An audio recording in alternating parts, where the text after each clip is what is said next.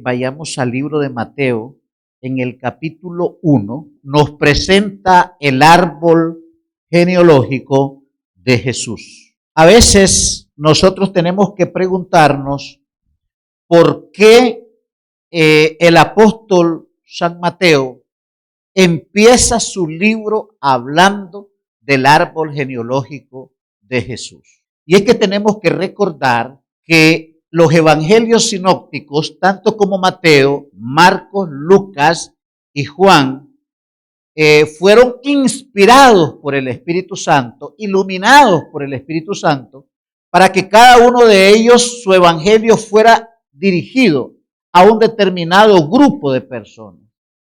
Y cuando leemos Mateo, nos damos cuenta claramente que Mateo escribió para los judíos. Su audiencia mayormente judía, y especialmente aquellos que esperaban al Mesías descendiente de David. Pero el libro de Lucas, del doctor Lucas, escribe especialmente para los gentiles. Recuerde que él era médico de profesión. Y el doctor Lucas lo que hizo fue hacer una investigación exhaustiva acerca de los hechos y los dichos de Jesús. Y escribe el libro de Lucas. Marcos, que provenía de una familia de alta alcurnia, de dinero, de intelectuales, de una alta posición social, Marcos escribió de una manera fina. Su vocabulario es bien intelectual. La forma de escribir fue para aquella gente de alta alcurnia, para los adinerados de Jerusalén y sus entornos. Para ellos escribió San Marcos. Y ahora en 21 capítulos, el libro de San Juan, el apóstol Juan escribe, no como escribe Mateo, no como escribe Marcos ni Lucas. Juan escribe de una manera tan intelectual, de una manera tan profunda, que se le conoce como Juan el teólogo. Porque Juan aborda la vida, hechos y dichos de Jesús de una manera teológica, de una manera tan profunda que el apóstol Juan escribe especialmente para los teólogos, escribe para los doctores de la ley, escribe para esa mente acuciosa como Gamaliel, escribe para esa mente acuciosa investigativa como Nicodemo, como José de Arimatea, esa gente que formaba parte del Sanedrín. Y Juan escribió para esa gente. Imagínense ustedes, y aquel verbo fue hecho carne y habitó entre nosotros y vimos su gloria, la gloria del unigénito del Padre. Tremendo, ¿no? Y después dice que el Espíritu Santo vino, llamado el Paracletos, el que está a la par, en o a la par de nosotros, el que nos guía a toda verdad, el que nos convence de justicia, pecado y juicio. Es decir, Juan es profundo. Pero Mateo escribió para el pueblo judío. Por eso él empieza hablando del árbol genealógico de Cristo. Para un judío que se consideraba 100% israelita y el privilegio de ser parte del pueblo elegido de Dios y tener el orgullo, ¿no?, de decir, yo soy 100% judío, en mis venas corre sangre judía, no tiene mezcla de nada, de otra raza, porque ellos decían que si en sus venas corría sangre que no fuera judía, habían perdido el derecho de la salvación. Y entonces Mateo empieza, por el poder del Espíritu Santo, a inculcar en la mente de sus oyentes, y aún en la nuestra en este momento, quería demostrar que Jesucristo era 100% judío, que Jesucristo provenía de la descendencia abrahámica, de que Jesucristo era el descendiente de David, de que Jesucristo era el hombre, el Dios hecho carne, el hombre que había venido como el Mesías a esta tierra. Ustedes saben que el gran problema que tuvo Jesús cuando él vino es que los judíos no lo aceptaban. No lo aceptaban, lo rechazaban terriblemente, lo humillaban, lo trataron tan mal a Jesús. Y en contubernio con los romanos, declararon pena de muerte para él. Entonces Mateo, de una manera inteligente, en los primeros 17 versículos, demuestra él de una manera contundente, sin tela de duda, de que Jesucristo es el Hijo de Dios, de que Él es el Mesías, que es el prometido del Antiguo Testamento, el Cordero de Dios que quita el pecado del mundo. Pero lo interesante de este asunto, solo quiero leerles el versículo 17 del capítulo 1 de Mateo. Verso 17 dice de la siguiente manera: de manera que todas las generaciones, desde Abraham hasta David, ¿son cuántas? Desde David hasta la deportación de Babilonia, ¿cuántas? Y desde la deportación de Babilonia hasta Cristo, ¿cuántas? 14. Dice usted qué poderoso eso ahí. Dice usted. Ahí aparecen 3 nombres que históricamente son 3 datos monumentales. Son un patrimonio de la humanidad. Cuando un israelita, cuando un judío oía hablar de Abraham o le mencionaban el nombre de Abraham, ese judío era elevado al cielo. Porque Abraham era un ícono para ellos. Abraham, ellos decían, nosotros descendemos de nuestro padre Abraham. Nosotros somos de la simiente de Abraham. Dice, nuestro padre Abraham habló con Dios, fue amigo de Dios. Y nosotros venimos de la descendencia de Abraham, de las promesas que Dios le dio a Abraham. Así que cuando un judío oía hablar de Abraham, eso era su felicidad. Era algo, era melodía para sus oídos. Era algo que no lo podían rechazar. Entonces, Mateo inteligentemente empieza a demostrar el árbol genealógico de Jesús. ¿Desde dónde? Desde Abraham. Y cuando los judíos escuchaban a Abraham, abrían grandes sus oídos, abrían grandes sus ojos y decían, bueno, esto está interesante. Esto empieza desde nuestro padre Abraham. Y luego, inteligentemente, Mateo les dice, esto empieza con Abraham y las primeras 14 generaciones terminan con David. Y cuando un israelita escuchaba hablar de David, era el cantor de Israel. Era el orgullo de los israelitas. Porque David convirtió en 40 años de reinado a Israel en una potencia. Subyugó a todos los pueblos a pagar tributos a Israel.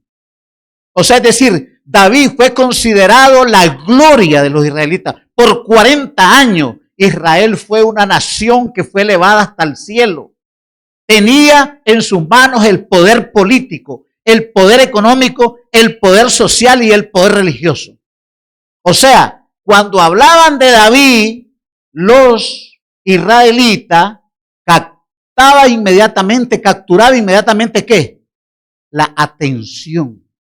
Y entonces Mateo inteligentemente empieza el árbol genealógico de Jesús mencionando a estos 2 grandes hombres, Abraham y David. Pero luego Mateo en Nicaragua decimos los pellizca, no sé cómo dicen ustedes cuando le agarran la piel y la retuercen. Ahora viene Mateo y los agarra y los pellizca, pero los pellizca a la hora que ya los tenía ¿cómo? Capturados. A la hora que ya la atención la tenían capturada a él, y él dijo, ahora vengo y les voy a recordar el momento más vergonzoso de la historia de Israel. Les voy a recordar el momento del hundimiento. Y les dice, de Abraham a David, 14 generaciones. Y de David a la deportación, 14 generaciones. Si había algo que a los judíos les caía mal recordar, y que no les gustaba recordarlo para nada, y que era como darles una bofetada en la cara, era recordar el día en que Nabucodonosor envió a su ejército, se llevó a Joacim y se lo deportó a Babilonia, le sacaron los ojos. Ese día, cuando Nabucodonosor mandó a sus tropas, a las mujeres embarazadas las abrieron, le sacaron los niños de su vientre, les dieron contra la pared. A los niños de pecho los agarraron y les desbarataron sus cabecitas, dándoles contra los muros de las casas y los muros de Jerusalén. A los ancianos los decapitaron, a las mujeres doncellas las violaron y a los jóvenes se los llevaron cautivos. Era el momento histórico más vergonzoso, más crítico, más horrible. El momento histórico donde ningún israelita quería recordar. Les daba rabia, les daba tristeza, lloraban, daban su frente contra la pared de los muros, porque ese día el templo que era la gloria de Israel fue quemado, el santuario fue desbaratado, los muros fueron derribados, las casas fueron quemadas, su pueblo fue llevado cautivo, porque ellos se apartaron de Jehová y ahora había llegado el momento histórico más vergonzoso para ellos. Y ahora les dice Mateo, y de la deportación de Babilonia hasta el nacimiento de Cristo, 14 generaciones. Les está diciendo, cuando la historia del pueblo de Israel estaba hundido en la miasma del pecado, vino el libertador, el Hijo de Dios. Vino Jesucristo, el Mesías, el descendiente de David, para extender su mano y levantarnos de la vergüenza. Donde estábamos hundidos en la miasma del pecado, Cristo ha venido y se ha convertido en el epicentro de la historia. 4000 años antes de Cristo y lo que llevamos después de Cristo. Maravilloso. De una manera inteligente les colocó en la mente de los judíos ¿a quién? A Jesús. De una manera magistral. Eso solo pudo haber sido hecho por el poder del Espíritu Santo en la mente de Mateo. No existe otra explicación. Ahora quiero decirles 3 cosas hasta este momento. Hay un texto que nuestro hermano Luis ha leído. Yo quisiera mencionarles que en este versículo 17 existen varios detalles que quiero comentarlos con ustedes. Primero vamos a leer Génesis capítulo 1. No pierda este detalle. Ahora que ya los judíos tienen en la mente a Jesucristo, ¿verdad? La historia del ser humano se divide en 3 momentos especiales. El árbol genealógico de Cristo presenta de una manera literal la historia de Israel, pero de una manera espiritual y simbólica la historia de cada uno de nosotros. Observe lo que dice el libro de Génesis en el capítulo 1, versículos 26 y 27. Entonces dijo Dios, ¿qué dijo Dios? Hagamos al hombre a nuestra imagen, conforme a nuestra semejanza. ¿Y qué más dijo? Y señoree en los peces del mar, en las aves de los cielos, en las bestias de toda la tierra y todo animal que se arrastra sobre la tierra. Y creó Dios al hombre, dice el versículo 27, a imagen de Dios lo creó, varón y hembra los creó. Estos versículos me dicen a mí que nosotros, como decía nuestro hermano Luis, somos creación de Dios. Punto final. Aquí esto no es materia que entre en ninguna discusión. Aunque la teoría del evolucionismo, a través de ese exponente con una mente que el diablo lo inspiró, como Carlos Darwin, que desde la isla, ese biólogo, filósofo, teólogo también, porque sí estudió las Sagradas Escrituras y casi se la aprendió de memoria. Ese hombre, en esas investigaciones en las islas de las Galápagos, él llegó a la conclusión de que nosotros venimos de las especies bajas. Y antes de que muriera el Papa Juan Pablo II, reconoció y dijo en una de sus encíclicas de que nosotros provenimos de la descendencia del mono Macacus rhesus, solamente porque hay un buen porcentaje, más del 60%, que la sangre del mono Macacus rhesus es igual a la sangre de la mayoría de los seres humanos. Y él dijo, bueno, no hay discusión aquí. O como ya decía nuestro hermano, a través de la teoría del Big Bang, de la explosión cósmica, de que pues a través de millones y millones de años, ese polvo cósmico se fue concentrando hasta que se formó una bolita pequeña hasta llegar a ser el planeta hoy en día. No hay discusión. La teoría evolucionista es caduca, es sin sentido, no tiene sostén. Pero aquí encontramos en 2 versículos la teoría creacionista. Dios creó el mundo. Dios creó al ser humano. Pero lo interesante que les quiero mencionar aquí es que la palabra de Dios dice que Dios creó al hombre para que fuera un señor. Lo creó para que señoreara, no para que fuera esclavo, no para que fuera siervo. Lo creó para que fuera un señor. Y dice, voy a crearte para que señorees, es decir, domines en el cielo. Esa parte que Dios creó, ¿verdad? Ese espacio que Dios creó, el espacio donde está el cielo sideral, donde está el cielo atmosférico y el tercer cielo que menciona el apóstol Pablo, que él fue en visiones, donde está Dios. El cielo atmosférico donde hay fuerza de gravedad, donde Isaac Newton descubrió que todo lo que sube, ¿qué? Baja con la ley 9.5, la ley de Newton, la fuerza de gravedad. Gracias, hermana.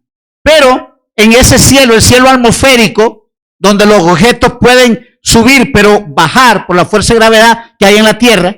Pero luego tenemos el cielo sideral, donde están los planetas, donde está el sol, la luna, las estrellas, las constelaciones, donde hay millones y millones y millones de estrellas, donde están los mundos que nunca cayeron.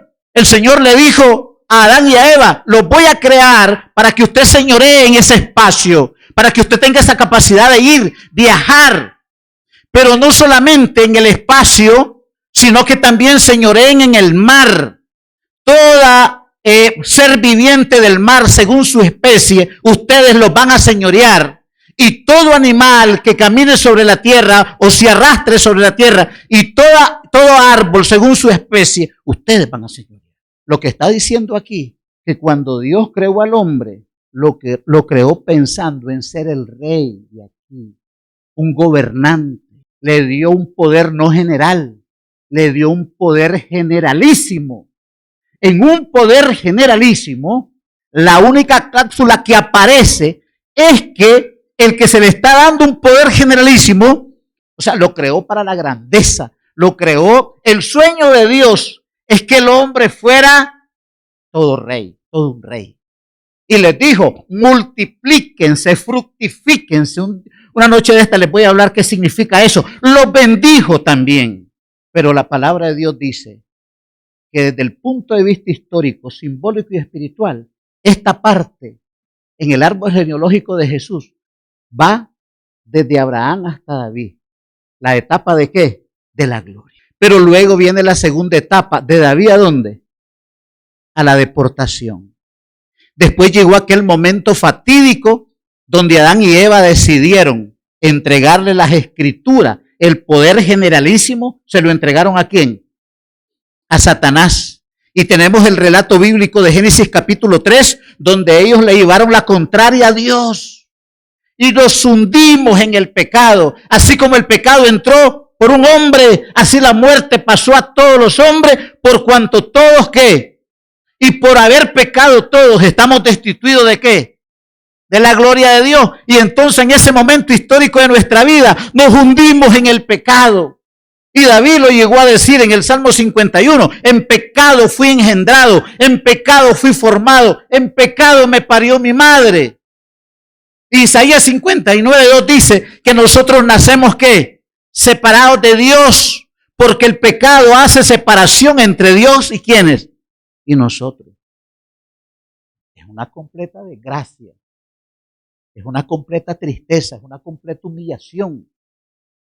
Y donde el diablo vino y nos agarró y nos puso el pie sobre nuestro cuello y nos tiene ahí. Esa es la etapa de David a la deportación.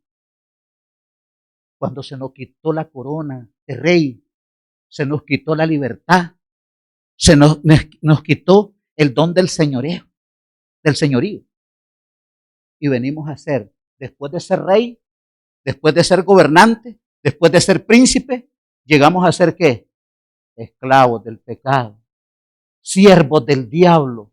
Jesús le dijo en 8:44 de San Juan, le dice, nosotros sabemos, le dicen los judíos a Jesús, quién es nuestro padre, es Abraham. De vosotros no sabemos ni quién es tu padre, le dijeron a Jesús, un desprecio terrible.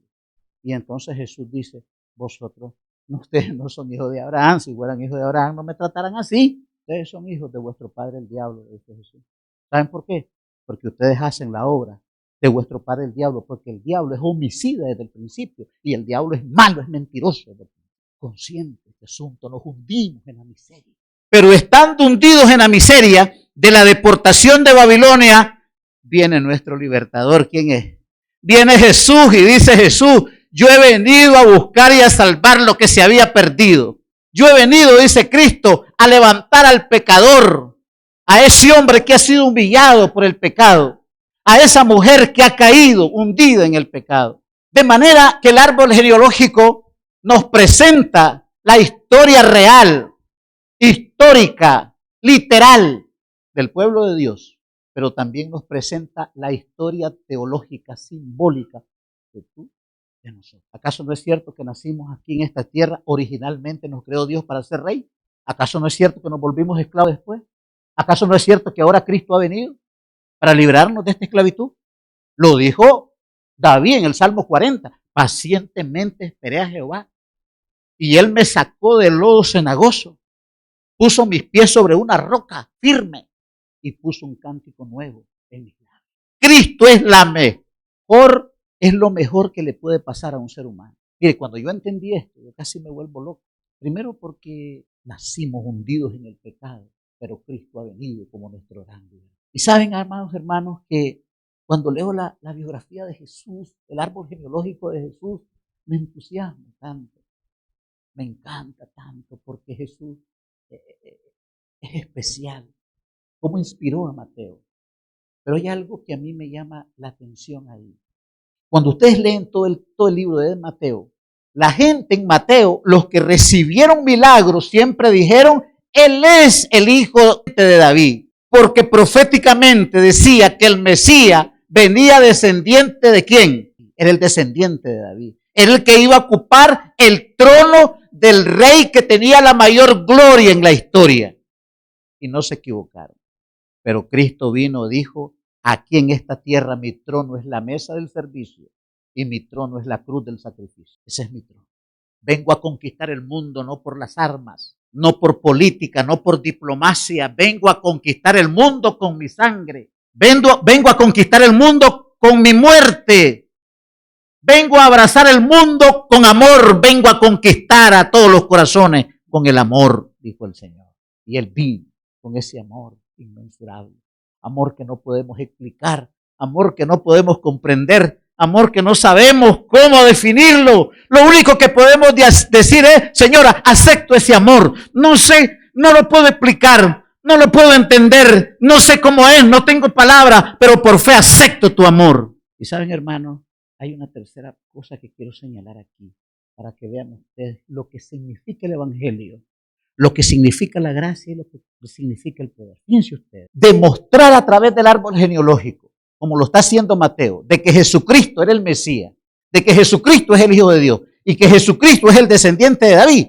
Eso era motivo de orgullo, pero también de cólera para los israelitas, porque ellos decían, no es posible que este que nació en Nazaret, ya sabes que hasta criticaron el origen del nacimiento de Cristo. Llegó Felipe y le dijo a Natanael, ¿hemos encontrado a quién? Al Mesías. Y aquel inmediatamente preguntó y dijo, una mente bastante acuciosa. Y le dice, ¿y de dónde es? ¿A dónde nació? ¿De dónde? Él es de Nazaret. Ah, ¿y podrá salir algo nuevo de Nazaret? ¿Algo bueno de Nazaret? O sea, cuestionaron el de dónde vivía Jesús. Y saben que en ese tiempo, es decir, hablar del árbol genealógico y tratar de demostrar que Jesús era el Mesías, que Jesús es el Hijo de Dios y es el descendiente de David, era sumamente importante para Mateo, para que Jesucristo fuera aceptado en la mente judía.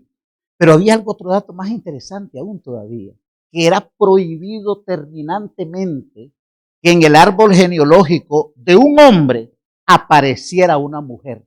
Si ustedes ven en la Biblia y para el Talmud judío, para ellos, el árbol genealógico de un hombre debería de venir demostrándole a través de la línea paternal, no maternal. No se permitía que en el árbol genealógico de un judío se demostrara su pura sangre y que incluyeran a una mujer ahí. Es más, en el Talmud dice que los judíos oran de la siguiente manera, aún en este tiempo. Oran así, Señor, te doy gracias porque no nací siendo gentil. Te doy gracias también porque no nací siendo siervo ni esclavo. Te doy gracias porque nací no siendo mujer. En aquel tiempo las mujeres no tenían ningún derecho para nada. Las mujeres solamente estaban sometidas, mientras no se casaban, sometidas a su papá. Y una vez que se casaban, sometidas ¿a quién? Eso era todo para ellas. No eran consideradas como persona, sino como una cosa, como un objeto nada más. Pero Cristo vino a terminar con eso. Y en el árbol genealógico, escandalosamente, pero de una manera escandalosa, aparecen 4 mujeres.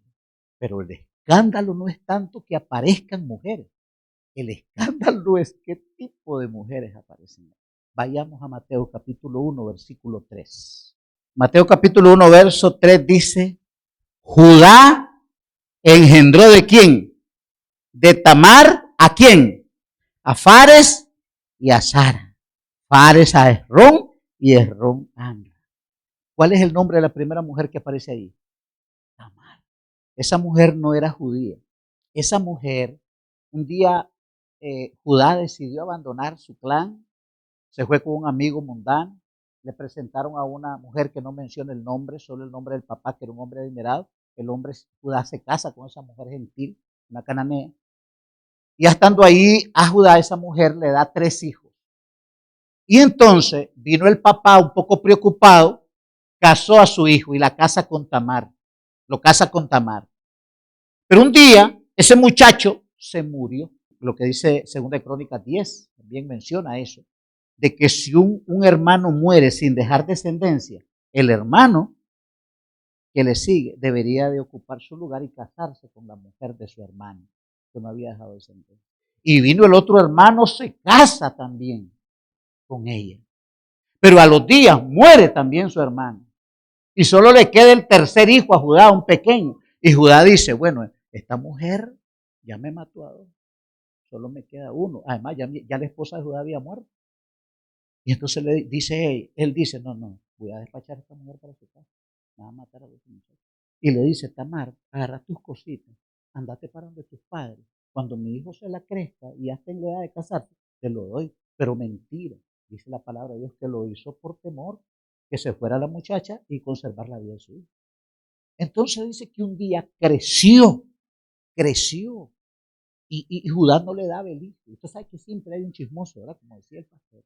Y llegó alguien y le dijo a Tamar, tu cuñado ya creció, ya está en la edad de casarse. Y tu suegro no te lo quiere dar. Pero te voy a dar una noticia. Mañana Judá va a trasquilar las ovejas y va a pasar junto al camino de Tignat.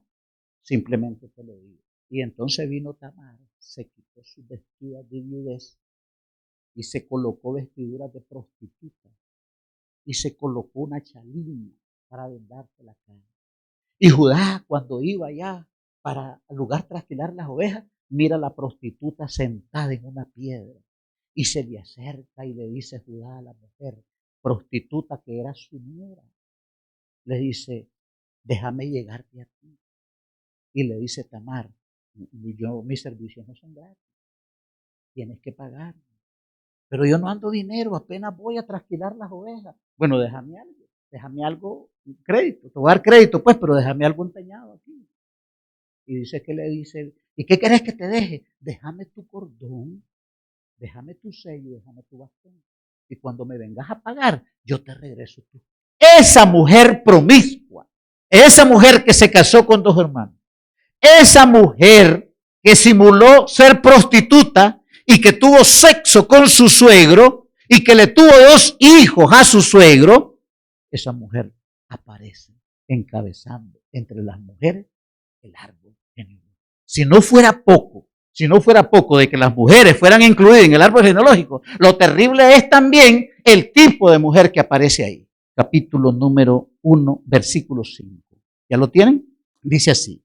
Salmón engendró ¿a quién? De Rahat ¿a quién? A Booz, y engendró de Ruc a Obed y Obed a Isaí. ¿Quién era Rahat? Rahat era la prostituta número 1 del pueblo de Jericó. Cuando usted lee Jueces capítulo 2, todo el capítulo 2, usted se va a dar cuenta que esa mujer vivía en una casa de 2 pisos junto al muro de Jerusalén, de Jericó, y ahí esa mujer tenía su gran rótulo, servicios al mejor postor.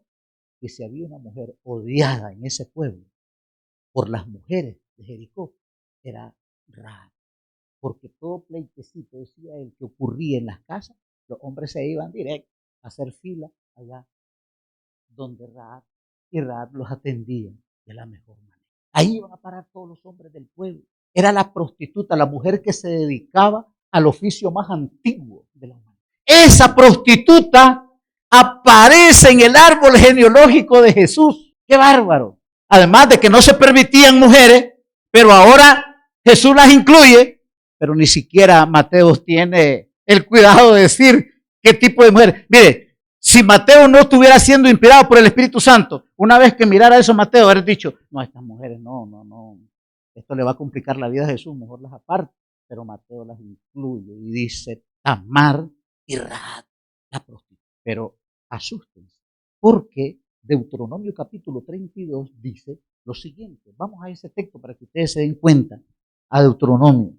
Deuteronomio capítulo 23, versículo número 3. No entrará, ¿quién no entrará?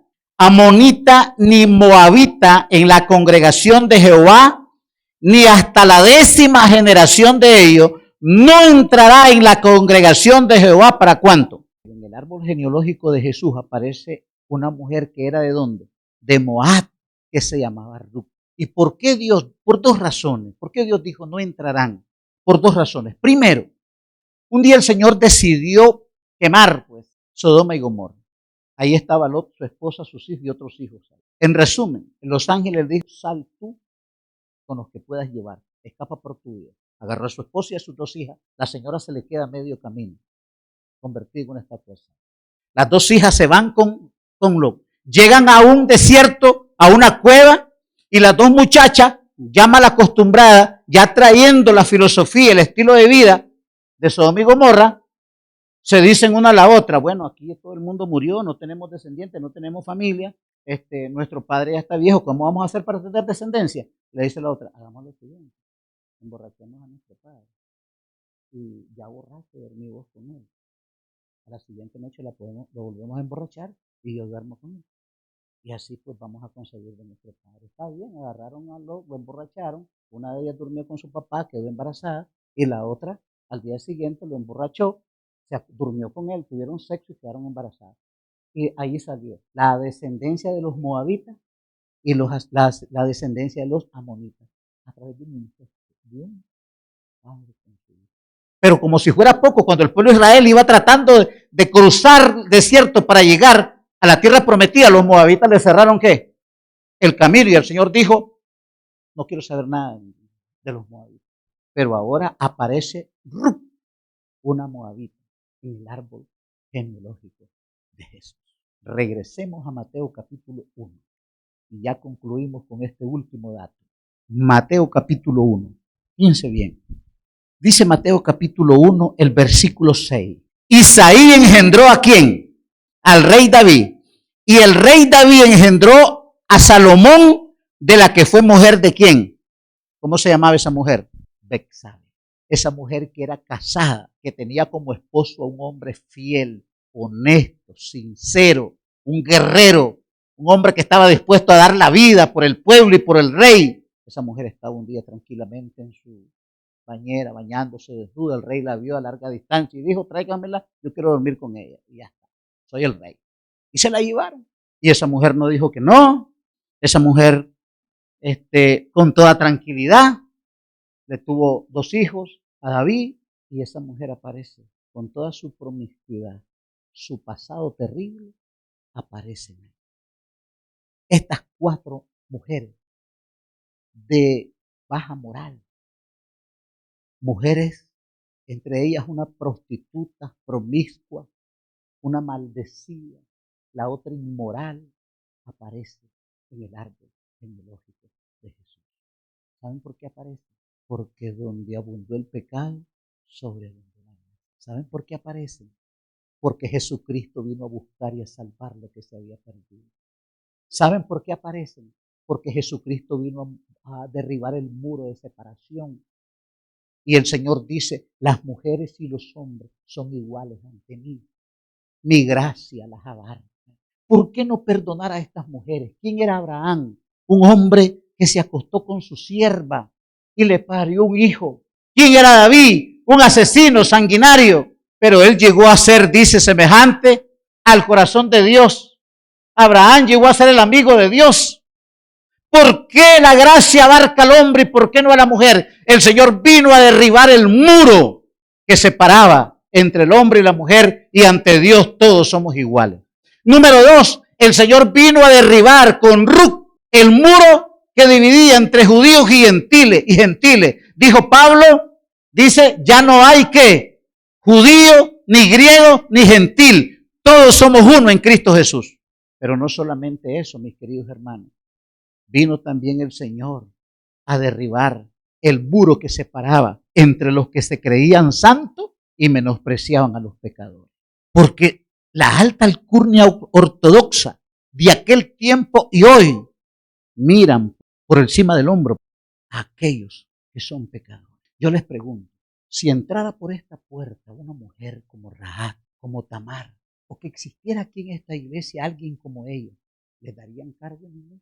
¿Cómo las considerarían ustedes a ellos? ¿Cómo considerarían ustedes a un hombre sanguinario, adúltero, asesino como David, a un hombre como Abraham? Lo que les quiero decir esta tarde es que Jesucristo precisamente a eso vino, a borrar nuestro pasado, a cambiar nuestra historia. Jesucristo vino para presentarnos ante el Padre como que si nunca hemos ¿qué? Pecado. Alabado sea el nombre de Dios por eso. Bendito sea el nombre de Dios por eso, porque yo, no valiendo nada, no siendo nadie, no teniendo nada, el Señor me llamó para su honra y gloria, me llamó para servirle. Y cuando recuerdo mi historia, cuando recuerdo mi pasado, no tendría suficiente lágrima para darme cuenta la miseria que era. Pero por su gracia y su amor estoy aquí hablándoles del Cordero de Dios que quita el pecado del mundo.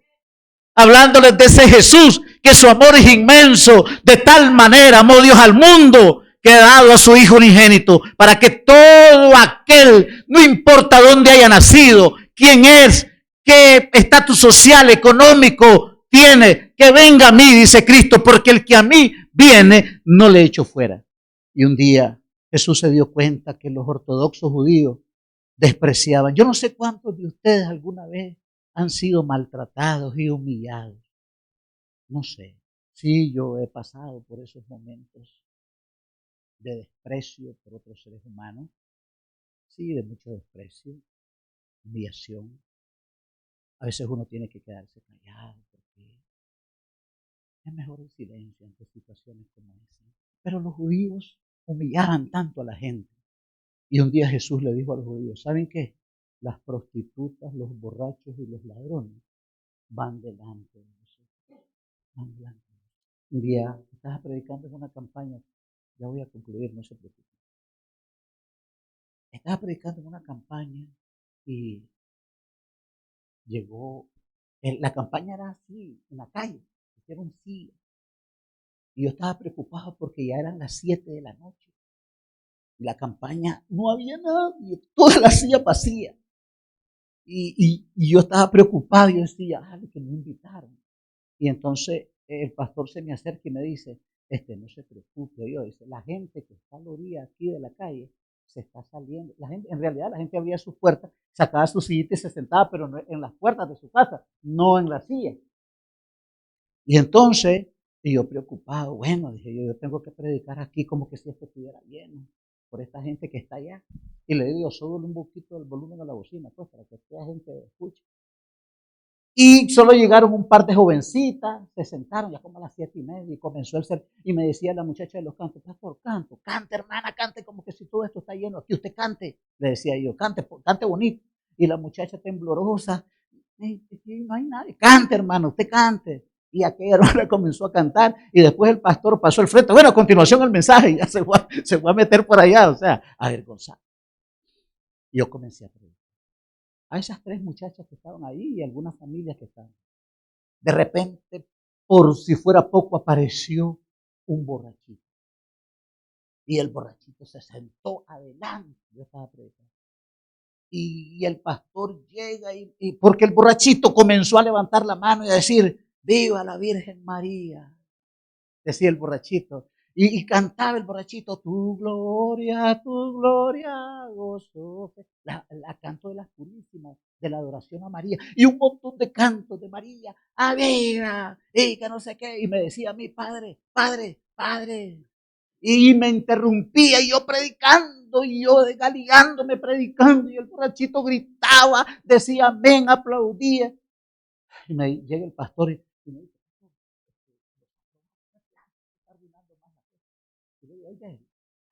en conclusión, fue el único que se bautizó en esa casa.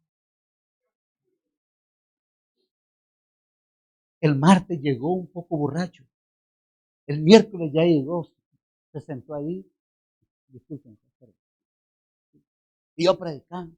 El jueves aceptó a Cristo como su Salvador personal. El viernes el hombre estaba allí bien limpio, bien pulcro, tranquilo. El sábado se estaba bautizando. Y hoy continúa siendo un gran miembro de iglesia.